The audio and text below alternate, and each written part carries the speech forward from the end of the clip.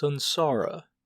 For a long time Siddhartha had lived the life of the world and of lust, though without being part of it. His senses, which he had killed off in the hot years as a samana, had awoken again. He had tasted riches, he had tasted lust, he had tasted power. Nevertheless, he had still remained in his heart for a long time a samana. Kamala, being smart, had realized this quite right.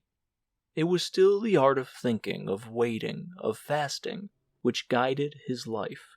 Still, the people of the world, the childlike people, had remained alien to him, as he was alien to them. Years passed by, surrounded by the good life. Siddhartha hardly felt them fading away. He had become rich. For quite a while he possessed a house of his own, and his servants, and a garden before the city by the river. The people liked him. They came to him whenever they needed money or advice, but there was nobody close to him except Kamala. That high, bright state of being awake, which he had experienced that one time at the height of his youth, in those days after Gautama's sermon, after the separation from Govinda, that tense expectation, that proud state of standing alone without teachings and without teachers, that supple willingness to listen to the divine voice in his own heart, had slowly become a memory, had been fleeting, distant, and quiet. The holy source murmured, which used to be near, which used to murmur within himself. Nevertheless, many things he had learned from the samanas, he had learned from Gautama, he had learned from his father the Brahmin, had remained within him for a long time afterwards. Moderate living, joy of thinking, hours of meditation, secret knowledge of the self, of his eternal entity, which is neither body nor consciousness. Many a part of this he still had, but one part after another had been submerged and had gathered dust, just as a potter's wheel, once it has been set into motion, will keep on turning for a long time, and only slowly lose its vigor and come to a stop. Thus Siddhartha's soul had kept on turning the wheel of asceticism, the wheel of thinking, the wheel of differentiation for a long time, still turning, but it turned slowly and hesitantly, and was close to coming to a standstill. Slowly, like humidity entering the dying stem of a tree, filling it slowly and making it rot, the world and sloth had entered Siddhartha's soul. Slowly it filled his soul, made it heavy, made it tired, put it to sleep. On the other hand, his senses had become alive. There was much they had learned, much they had experienced. Siddhartha had learned to trade, to use his power over people, to enjoy himself with a woman. He had learned to wear beautiful clothes, to give orders to servants, to bathe in perfumed waters. He had learned to eat tenderly and carefully prepared food, even fish, even meat and poultry, spices and sweets, and to drink wine, which causes sloth and forgetfulness. He had learned to play with dice and on a chessboard, to watch dancing girls, to have himself carried about in a sedan chair, to sleep on a soft bed, but still he had felt different from and superior to the others. Always he had watched them with some mockery, some mocking disdain, and with the same disdain which a samana constantly feels for the people of the world. When Kamaswami was ailing, when he was annoyed, when he felt insulted, when he was vexed by his worries as a merchant, Siddhartha had always watched it with mockery. Just slowly and imperceptibly, as the harvest seasons and rainy seasons passed by, his mockery had become more tired, his superiority had become more quiet. Just slowly, among his growing riches, Siddhartha had assumed something of the childlike people's way for himself, something of their childlikeness and of their fearfulness. And yet he envied them. He envied them just the more similar he became to them. He envied them for the one thing that was missing from him and that they had, the importance they were able to attach to their lives, the amount of passion in their joys and fears, the fearful but sweet happiness of being constantly in love. These people were all the time in love with themselves, with women, with their children, with honors or money, with plans or hopes. He did not learn this from them. This of all things, this joy of a child and this foolishness of a child, he learned from them out of all things the unpleasant ones, which he himself despised. It happened more and more often that, in the morning after having had company the night before, he stayed in bed for a long time, felt unable to think and tired. It happened that he became angry and impatient when Kamaswami bored him with his words. It happened that he laughed just too loud when he lost a game of dice. His face was still smarter and more spiritual than others, but it rarely laughed, and assumed one after another those features are so often found in the faces of rich people, those features of discontent, of sickliness, of ill humor, of sloth, of lack of love. Slowly the disease of the soul, which rich people have, grabbed hold of him. Like a veil, like a thin mist, tiredness came over Siddhartha, slowly getting a bit denser every day, a bit murkier every month, a bit heavier every year. As a new dress becomes old in time, loses its beautiful color in time, gets stains, gets wrinkles, gets worn off at the seams, and starts to show threadbare spots here and there. Thus Siddhartha's new life, which he had started after his separation from Govinda, had grown old, lost color and splendor as the years passed by, was gathering wrinkles and stains, and hidden at bottom, already showing its ugliness here and there. Disappointment and disgust were waiting. Siddhartha did not notice it. He only noticed that this bright and reliable voice inside him, which had awoken in him at the time and had ever guided him in his best times, had become silent. He had been captured by the world, by lust, covetousness, sloth, and finally also by that vice which he had used to despise and mock the most as the most foolish one of all vices, greed. Property, possessions, and riches also had finally captured him. They were no longer a game and trifles to him, had become a shackle and a burden. In a strange and devious way, Siddhartha had gotten into this final and most base of all dependencies by means of the game of dice.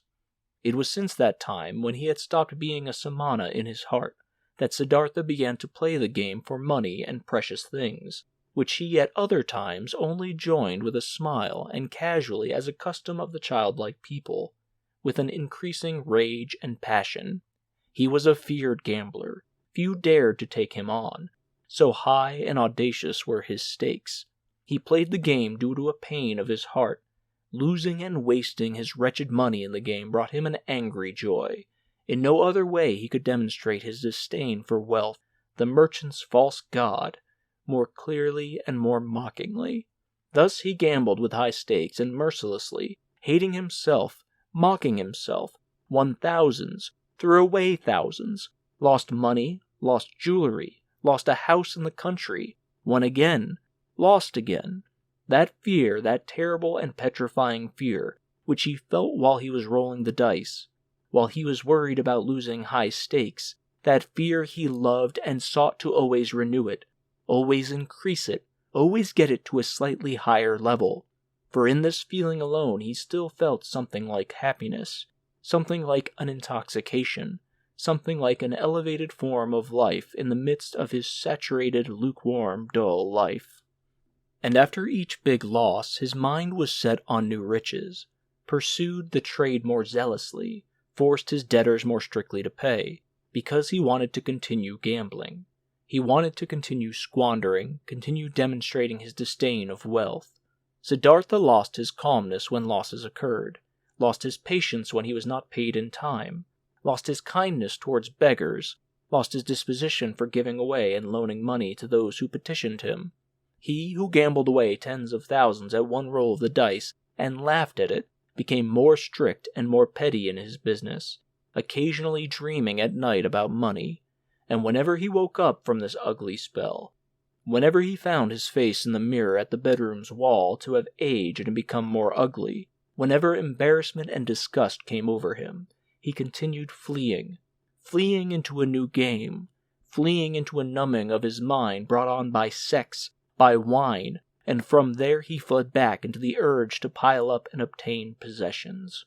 In this pointless cycle he ran, growing tired, growing old, growing ill. Then the time came when a dream warned him. He had spent the hours of the evening with Kamala in her beautiful pleasure garden. They had been sitting under the trees talking, and Kamala had said thoughtful words, words behind which a sadness and tiredness lay hidden. She had asked him to tell her about Gautama, and could not hear enough of him.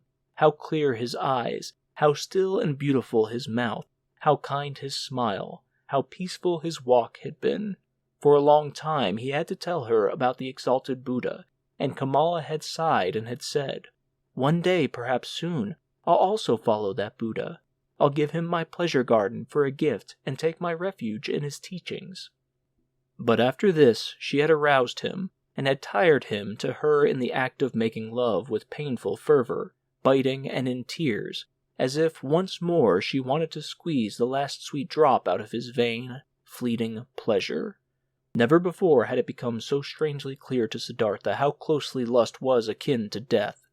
Then he had lain by her side, and Kamala's face had been close to him, and under her eyes and next to the corners of her mouth he had, as clearly as ever before, read a fearful inscription, an inscription of small lines, of slight grooves, an inscription reminiscent of autumn and old age, just as Siddhartha himself, who was only in his 40s, had already noticed here and there gray hairs among his black ones. Tiredness was written on Kamala's beautiful face, tiredness from walking a long path, which has no happy destination, tiredness and the beginning of withering, and concealed, still unsaid, perhaps not even conscious anxiety, fear of old age, fear of the autumn, fear of having to die. With a sigh he had bid his farewell to her, the soul full of reluctance and full of concealed anxiety. Then Siddhartha had spent the night in his house with dancing girls and wine. He acted as if he was superior to them, towards the fellow members of his caste, though this was no longer true, had drunk much wine and gone to bed a long time after midnight, being tired and yet excited, close to weeping and despair, and for a long time sought to sleep in vain, his heart full of misery which he thought he could not bear any longer, full of a disgust which he felt penetrating his entire body like the lukewarm, repulsive taste of the wine, the just too sweet, dull music, the just too soft smile of the dancing girls, the just too sweet scent of their hair and breasts. But more than anything else, he was disgusted by himself, by his perfumed hair, by the smell of wine from his mouth, by the flabby tiredness and listlessness of his skin, like when someone who has eaten and drunk far too much vomits it back up again with agonizing pain, and is nevertheless glad about the relief. Thus this sleepless man wished to free himself of these pleasures, these habits, and all these pointless life, and himself an immense burst of disgust. Not until the light of the morning and the beginning of the first activities in the street before his city house, he had slightly fallen asleep, had found for a few moments a half unconsciousness, a hint of sleep. In those moments he had a dream. Kamala owned a small, rare singing bird in a golden cage. Of this bird he dreamt. He dreamt this bird had become mute, who at other times always used to sing in the morning, and since this arose his attention, he stepped in front of the cage and looked inside. There the small bird was dead and lay stiff on the ground.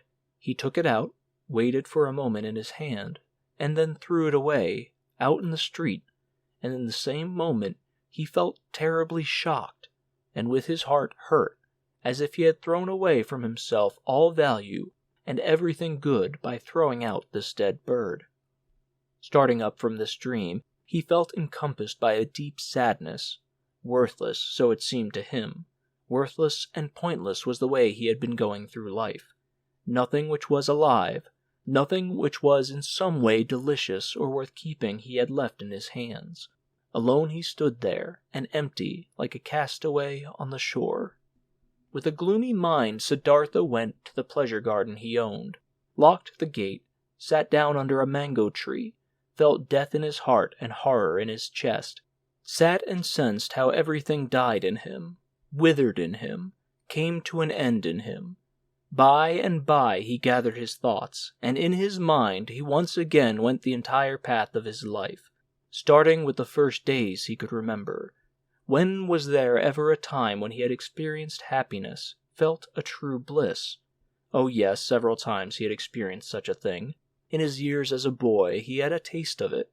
When he had obtained praise from the Brahmins, he had felt it in his heart.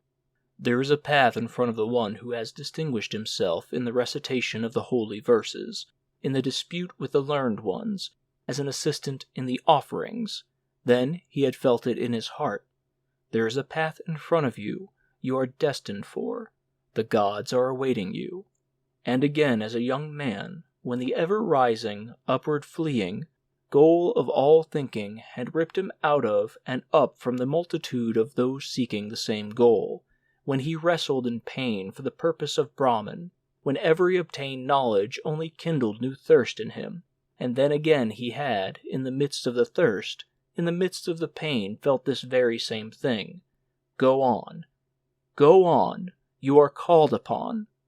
He had heard this voice when he had left his home and had chosen the life of a samana, and again when he had gone away from the samanas to that perfected one, and also when he had gone away from him to the uncertain. For how long had he not heard this voice any more? For how long had he reached no height any more? How even and dull was the manner in which his path had passed through life. For many long years, without a high goal, without thirst, without elevation, content with small lustful pleasures and yet never satisfied. For all of these many years, without knowing it himself, he had tried hard and long to become a man like those many, like those children, and in all this his life had been much more miserable and poorer than theirs, and their goals were not his, nor their worries. After all, that entire world of the Kamaswami people had only been a game to him, a dance he would watch, a comedy. Only Kamala had been dear, had been valuable to him. But was she still thus? Did he still need her, or she him? Did they not play a game without an ending? Was it necessary to live for this? No, it was not necessary. The name of this game was Sansara, a game for children, a game which perhaps enjoyable to play once, twice, 10 times, but for ever and ever over again. Then Siddhartha knew that the game was over, that he could not play it any more. Shivers ran over his body, inside of him, so he felt something had died. That entire day he sat under the mango tree, thinking of his father, thinking of Govinda, thinking of Gautama. Did he have to leave them to become a Kamaswami? He still sat there, when the night had fallen. When looking up he caught sight of the stars, he thought, "Here I'm sitting under my mango tree in my pleasure garden." He smiled a little. Was it really necessary? Was it right? Was it not as foolish game that he owned a mango tree, that he owned a garden? He also put an end to this. This also died in him. He rose, bid farewell to the mango tree, his farewell to the pleasure garden. Since he had been without food this day, he felt strong hunger, and thought of his house in the city, of his chamber and bed, of the table with the meals on it. He smiled tiredly, shook himself, and bid his farewell to these things. In the same hour of the night, Siddhartha left his garden, left the city, and never came back. For a long time Kamaswami had people look for him, thinking that he had fallen into the hands of robbers. Kamala had no one look for him. When she was told that Siddhartha had disappeared, she was not astonished. Did she not always expect it? Was he not a samana, a man who was at home nowhere, a pilgrim? And most of all, she had felt this the last time they had been together, and she was happy, in spite of all the pain of the loss, that she had pulled him so affectionately to her heart for the last time, that she had felt one more time to be so completely possessed and penetrated by him. When she received the first news of Siddhartha's disappearance, she went to the window, where she held a rare singing bird captive in a golden cage. She opened the door of the cage, took the bird out, and let it fly. For a long time she gazed after it, the flying bird. From this day on, she received no more visitors, and kept her house locked. But after some time, she became aware that she was pregnant from the last time she was together with Siddhartha.